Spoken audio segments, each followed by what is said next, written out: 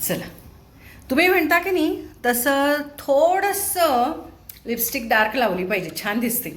अलीकडे काही काही यूट्यूबर्स की नाही असं असं असं बघून बोलतात. कितकं काहीतरी विचित्र दिसतं, पण मी सांगणार तरी कशी ना, असं बोलतात बघा. नॉर्मल काय त्यांना का ठेवता येत नाही, असं समोर ठेवायचा आणि लांब ठेवायचा, असं ठेवतात असं आणि बोलतात. मग ते नाक तरी दिसतं किंवा डोळे तरी असे किंवा काहीतरी मजेशीर दिसतं. जेव्हा तुम्ही व्हिडिओ करता ना तेव्हा असं व्यवस्थित ठेवून बोला हो. छान दिसायला पाहिजे ना तुम्ही. असं नाक पार आतपर्यंत नाक दिसतं. काही काहींचं आहे असं. आणि बायका झोपून हल्ली करायला लागलेत. नॉर्मल मी बघायला लागले, एक ट्रेंड आलाय, बायका निवांत झोपतात कॉटवर आणि असं झोपून मोबाईल धरतात आणि निवांत बोलतात. कारण बोलताना लक्षात येतं ना आपल्याला व्यक्ती उभी आहे का, झोपली आहे का, बसली आहे. लांब फोन असला तरी फोनवरनं सुद्धा आपल्याला कळतं ही व्यक्ती कशी आत्ता कशा कंडिशनमध्ये बसली असेल, हे सुद्धा आपल्याला कळतं आपण न बघता. आणि हे तर मोबाईलवर आपण बघत असतो. या बायका निवांत कॉटवर झोपलेल्या असतात, उशीवर डोकं टेकून, आणि असं बोलत असतात. अर्थात त्यांना बोलण्याचे विषय त्यांचे चांगले असतात सोडा, त्यामुळे भरपूर व्ह्यूज असतात, सगळं ठीक आहे. पण ते छान पण दिसायला नको का, म्हणजे माझ्यासारखं मज्जा. होय, पण बेटर दिसायला पाहिजे स्वतःचं स्वतःला.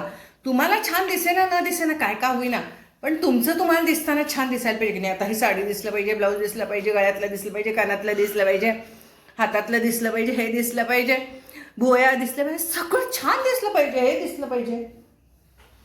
हे काय आपलं असं नुसतं बर घ्यायचं आणि बोलायचं मस्त. झोपताना बऱ्याच वेळेला व्हिडिओ कॉलला सुद्धा काही लोक असं झोपतात आणि व्हिडिओ कॉल घेतात. ते एवढंच दिसत असतं वरचं. अहो तुम्हाला सगळं दिसतं, पण तुम्ही सगळ्यांना दिसायला नको का. काही काही गोष्टी असतात मग, नाहीतर मग कशाला व्हिडिओ कॉल.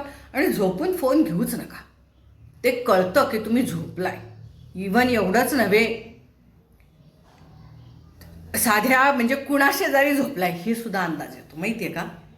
कशा स्थितीत झोपला असाल हे सुद्धा अंदाज येतो फोनवरच्या बोलण्यामुळे. तुम्ही म्हणणार असं कसं येतो, प्रयोग करून बघा.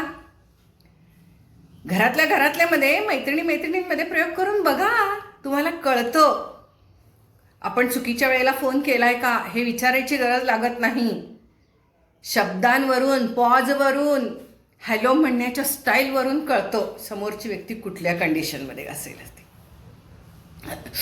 तर हे मला तुमच्याशी बोलायचं होतं की तुम्ही खूप जणी हल्ली व्हिडिओ करायला लागलेला आहात, तर मस्तपैकी व्हिडिओ करा, छान करा. तुम्ही सुंदर आहात, छान आहात, तर छानच राहा आणि छान दिसा. अहो हा ब्लाऊज मी नवीन शिवलाय तर तुम्हाला दिसला पाहिजे ना तो. म्हणजे तुम्ही पण शिवता, तुम्हालाही वाटतो अरे भारी दिसतंय, असं पायपिंग लावलंय पांढरं. मी पण माझ्या ब्लाऊजवालीला सांगते, हे एकमेकांच्याकडनं आपण शिकायचं हो. तर तुम्ही म्हणा हो तुमचं काय, तुम्ही निवांत आहे आता, असं तसं म्हणून असं काही नाही. हा एक स्वभाव लागतो माणसाचा, छान राहणं, व्यवस्थित राहणं, मस्त राहणं. आणि तुम्ही छान आणि व्यवस्थित. आता तुम्ही काही वेळेला काय होतं, घरामध्ये काही प्रॉब्लेम्स आले किंवा घरातल्या कुणाचे प्रॉब्लेम्स असतील. आता तुम्हाला अगदी परवाच सांगते बरं का, अगदी ऐकण्यासारखा आहे हा किस्सा. काय चावलं बाई मला इथं परवा दिवशी, गाठीसारखं लागायला लागलंय, 2 दात दिसत आहेत. काय साप बीप चावला का काय, डंख मारलेलं दिसतोय काहीतरी. असू दे, झाडपोला लावून टाकूया. हे कालपासून मला इथं दुखायला लागले पायाला.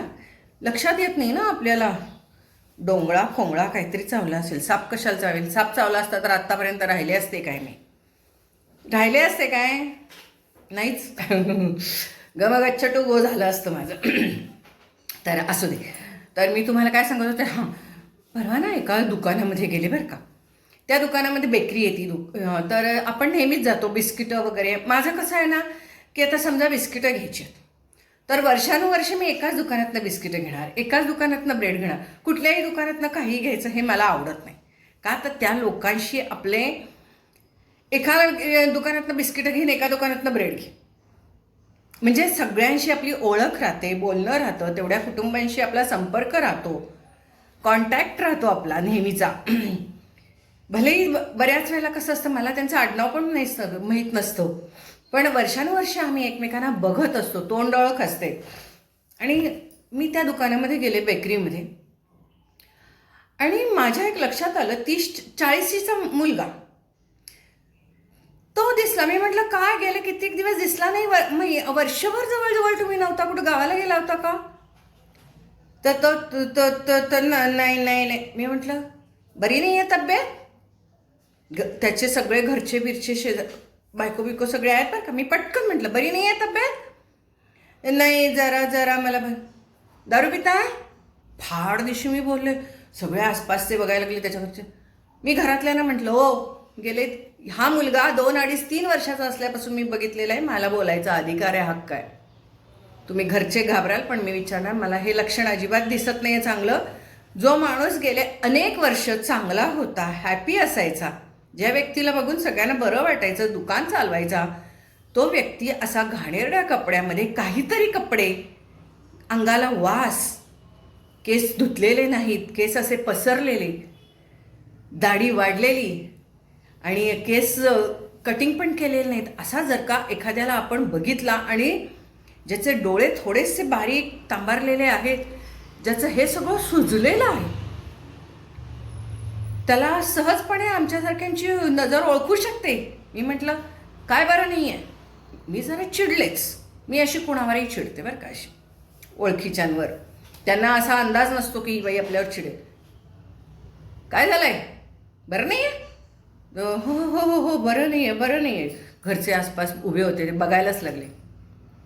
तर त्याची बायको लगेच, नाही त्यांना. मी म्हटलं तुम्हाला नाही विचारलेलं, त्यांना विचारलंय मी. तुमचं लग्न झालं नव्हतं तेव्हापासून मी त्यांना बघितलेलं आहे. काय झालंय तुम्हाला?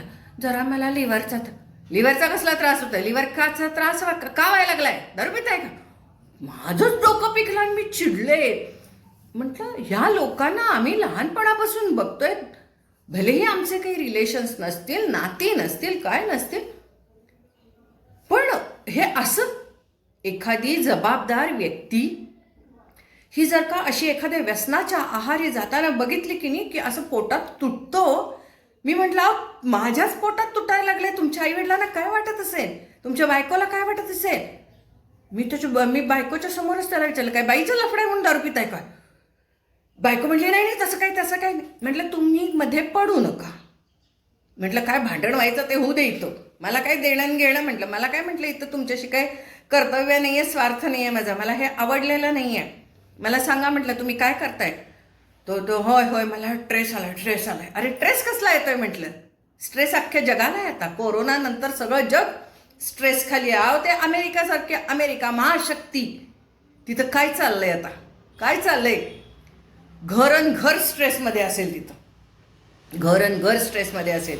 ज्याने आम्ही अमेरिकेत आहोत म्हणून जे इथं येऊन सगळ्यांच्या नाकावर टिचून येतात ना, त्यांना असं पोटामध्ये आता कालवा असेल. कब क्या होगा मालूम नाही.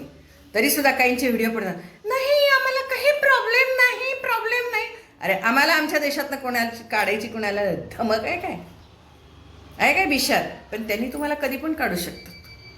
नाही आम्ही येऊन होल्डर आहोत, आम्ही ग्रीन कार्ड होल्डर आहोत, असं ते तुमचं तुम्हाला काय देणं घेणं, आम्हाला काय देणं घेणं नाही. पण एवढं मात्र निश्चित की आम्ही सुरक्षित आहोत आमच्या देशामध्ये. विशेष समजा स्ट्रेस कुणाला नाही कोरोना नंतर, आणि काय वाटेल ते सगळी उलथापालथ झालेली आहे. आणि ही तरुण मुलं जर का अशी मी जेव्हा बघते, हताश झालेली, काहीतरी एक तर बाईचं लफडं पहिली गोष्ट, त्याच्यात ह्यांचं हे व्यसन. ती बाई असते ती काही लफडं करत नाही, ती लफडं करून सुद्धा व्यसनी होत नाही. ती म्हणते जा मर, मी दुसरा बघते. पहिला नवरा असतो तो असतोच. ही बायकांच्यातली धमक आमच्या. त्या काय असं दारू पिऊन आणि काहीतरी खाऊन असलं व्यसन करत नाहीत आमच्या बायका. पण ह्या पुरुष हे असलं मुलं ही अशी व्यसनं करायला लागली, कसं व्हायचं काय? मला तर तो सुशांत सिंग राजपूतच आठवतो जेव्हा तेव्हा. त्याचा शेवटचा व्हिडिओ, अहो एवढा सुंदर त्याचे बरेच पिक्चर मी बघितलेले आहेत. रंग गुलाबी ओटा गुलाबी म्हणून ते एक अतिशय रोमॅन्टिक गाणं त्यानं केलं होतं, घाणेरडं. तो सुद्धा पिक्चर बघितला होता आम्ही. आणि तो मुलगा सुशांत सिंग राजपूत जो शेवटचा त्याचा व्हिडिओ, मैं खाऊ मैं पिओ असं विचारत होता. अहो तुम्ही कशाच्या आहारी जाता? तुम्हाला मेंदू दिलाय का नाही? बुद्धी दिली की नाही? बाईच्या आहारी जाता, व्यसनांच्या आहारी जाता. अरे तुमचं आयुष्य तुम्ही घालवून बसता आणि तुम्हाला लाज नाही. आणि त्यांना लाज पण नसते. मला काय कळत नाही घरच्यांनी काय करायचं. अशा वेळेला अक्षरशः घरच्यांनी खा पी दोन वेळचं जेवायला घालायचं, त्याला अजिबात किंमत द्यायची नाही. जाईल ना तिकडे. ह्या आईवडिलांचं चुकतं अशा ठिकाणी. मी त्या आईवडिलांना स्पष्ट म्हटलं अहो 2 वेळचं खायला घालायचं पाहिजे, कशाला म्हटलं त्याचं एवढं कौतुक करत बसता. नाही तर औषधं अलीकडे ह्या नवरात्रापासून त्याने घेतली नाही. किती दिवस झाले नवरात्राला? म्हटलं 9 दिवस नवरात्राचे असतात. काल परत घेतलेली दिसते, डोळे दिसत आहेत. म्हटलं काय सांगायला लागलाय तुम्ही मला? माझं डोकंच पिकतो. मी फाडफाड बोलते. हे बोललं पाहिजे का नाही मला माहीत नाही, पण कळकळीने बोलते मी. आणि मी या ठिकाणी आईवडिलांना स्पष्ट सांगते, त्या बायकोला स्पष्ट सांगते, मरे ना तिकडे, ते जाईना कुठं जाते तिथं, जाऊ दे, गटरीत जाऊन पडू दे, लोळू दे, खाण कपडे घालते ना, नाही ना कटिंग करत, नाही ना दाढी करत, जाऊ दे तिकडे जाऊन पडू दे. कशाला लक्ष देते बाई तू? आईवडिलांना मला सांगावंच वाटतं. कशाला त्याच्यासाठी तुम्ही तुमचं आयुष्य खराब करून घेताय? तुम्ही म्हणणार मग आईवडील झालं मग त्याचं बघायला नको काय? आयुष्यपर्यंत तुम्ही त्याला बघत बसणार आहे? तुमचं वय झालं आता 70-80ला आला आणि तुम्ही काय 50च्या आलेल्या मुलांच्यासाठी स्वतःला त्रास करून घेतायत. आईनं जन्म दिला, मुलाला कमावतं बनवलं, विषय संपला. अजिबात काळजी करायची नाही. एकदा लग्न करून दिलं, जाऊ दे, काय तर करू दे, भांडू दे, नाही तर रडू दे, नाही तर काय तर करू दे, संसार करू दे किंवा न करू दे, त्याचा तो काय तर करेल. कशाला आईवडिलांनी त्या मुलांच्या किंवा मुलींच्या संसारात पडायला पाहिजे, आयुष्यात पडायला पाहिजे. संसाराचं जग आज संसार विषय नाही आहे. कशाला त्या आयुष्यात पडायला पाहिजे? त्यांचं सगळं भलं होण्यासाठी, त्यांचं सगळं चांगलं होण्यासाठी काय म्हणून त्रास करून घ्यायचा आईवडिलांनी? जन्मभर लहानपणापासून पोटात असताना सुद्धा आई किती त्रासच असतो तरी आनंदाने वाढवते, जन्म देते, त्या बाळाला मोठं करते, शिक्षण देतात आईवडील. कोण बिन शिक्षण देता ठेवतात. आणि त्याच्यानंतर नोकरी लागल्यावर सुद्धा मुलांची हे नखरे. अहो अपयश पचवता येत नाही मुलांना. अपयश आलं की झालं यांचं व्यसन, अपयश आलं की आलं फ्रस्ट्रेशन, अपयश आलं की आलं डिप्रेशन. अरे काय लगेच कर्तव्य जबाबदाऱ्या नाहीतरी आजकालच्या मुलांना नकोच आहे त्या टाळायच्या आणि स्वतःलाच कौतुक करून घेत बसायचं. हे आजकाल मुलं करतात. स्ट्रेस आलाय मला, स्ट्रेस. अरे ट्रेस कसला स्ट्रेस? मग ताण आलाय ना. मग बाकीच्या सगळ्या तुझा बघून सगळ्या घरात आला ताण आलाय, मग त्यांनी काय करावं? त्यांनी पण जाऊन घेऊन थोडी प्यावी का? त्याच्यामुळं ताण जातो. अक्षरशः ही अशी जी व्यसनी मुलं असतील किंवा व्यसन करणारी मुलं असतील ना, अक्षरशः त्यांना द्या वाऱ्यावर सोडून. अहो कितीतरी मी बघायला लागली आहे मुलं जाऊन जीव काय देतात, काय वाटेल ते करतात. ह्यांना जबाबदारी घ्यायला नकोत, कर्तव्य पार पाडायला नकोत. आळशी आणि सगळं ऐकतं दिला ना तुम्ही. अहो मला अजूनही वाटतंय त्याच्या वडिलांनी दुकान ते उभं केलेलं छोटंसं एवढंसं मी बघितलंय. आता त्यांनी ते एवढं मोठं दुकान केलंय आणि या मुलाला ट्रेस येतोय. मला राग येतो आणि मी बोलते हो फाडफाड कुणाला सोडत नाही आजकाल. काय माहीत नाही या एजमुळं बहुतेक. ह्या पूर्वी ना मी जरा सॉफ्ट बोलायचे, असं करू नये, तसं करू नये, असं करा तसं करा. हल्ली मी फाड द्या हाकले, 2 वेळचा खायला गेला आणि गप्पा बसवा त्याला. काय कौतुक करू नका. त्यानं दारू सोडावी म्हणून घरादाराने त्रास करून घ्यायचा. कशासाठी? मी म्हटलं काय नाही, गापचूप म्हटलं ह्या मुलांना काहीही करायचं नसतं. मी बऱ्याच वेळेला बघत असते की खूप व्यसनांच्या जे आहारी जातात त्यांना अपयश नाही पचवता येत म्हणून ते व्यसन करायला जातात आणि त्याच्यासाठी पैसा कुठून आणतात. मग तो करायची ना उधारी, ती बायको फेडते. कितीतरी घरांमध्ये आपण बघतो ना, बहुतेक काम करणाऱ्या स्त्रिया ज्या असतात, घरकाम करणाऱ्या, त्यांचे नवरे हेच करत असतात. व्यसनं करायची, देणी करायची आणि दिवाळीच्या टायमाला या बायकांनी फेडायची.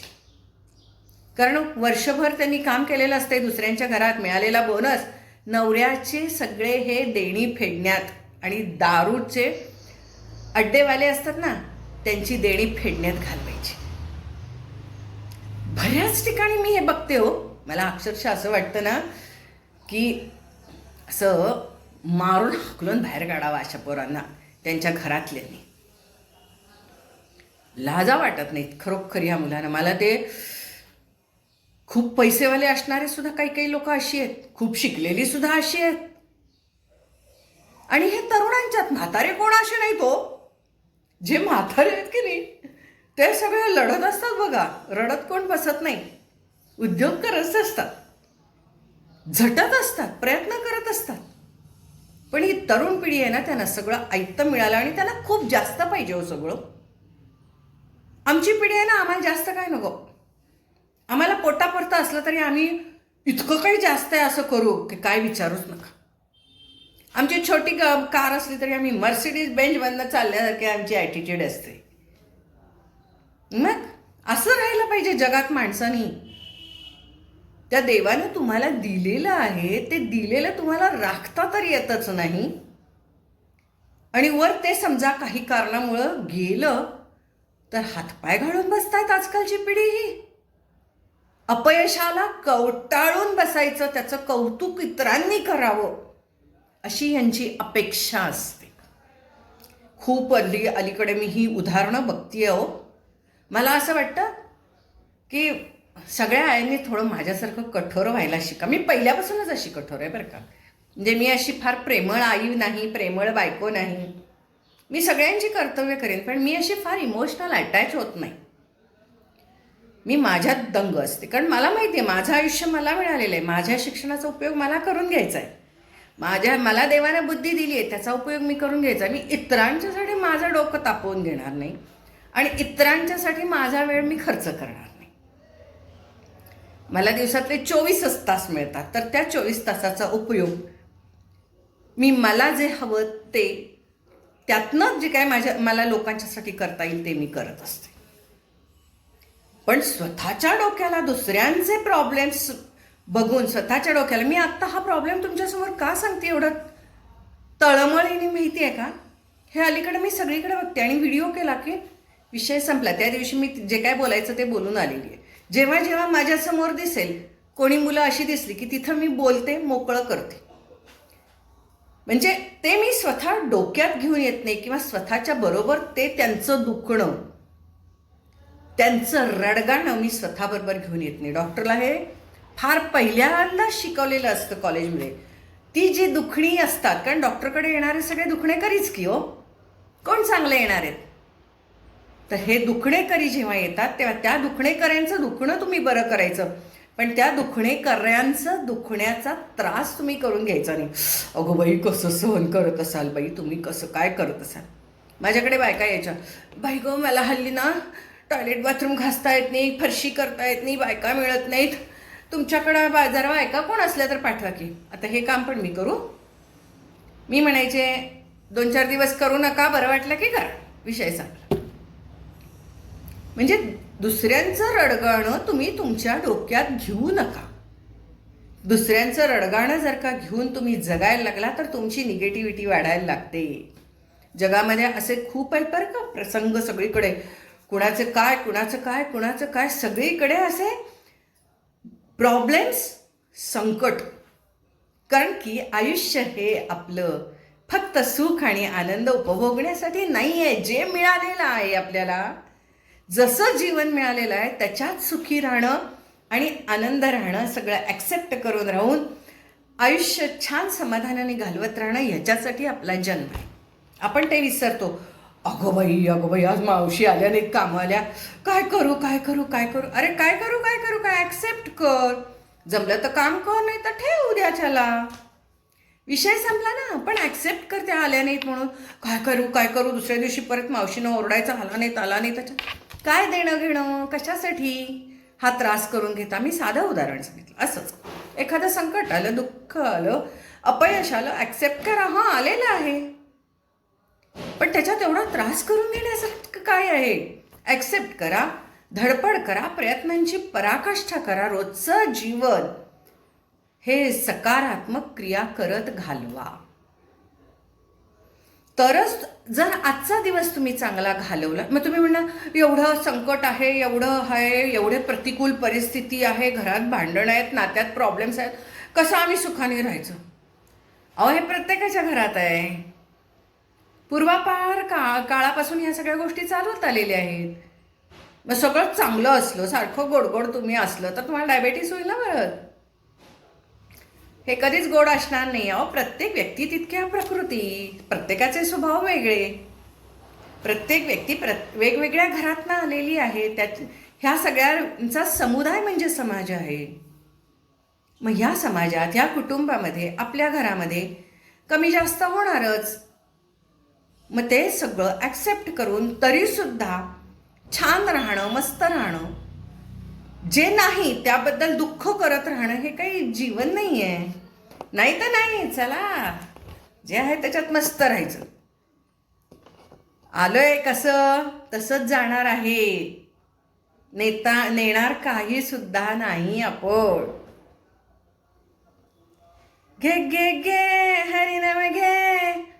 बघितलं ना, परवा एकदा मी तुम्हाला हे सांगितलं ना, सांगितलं की नाही हे?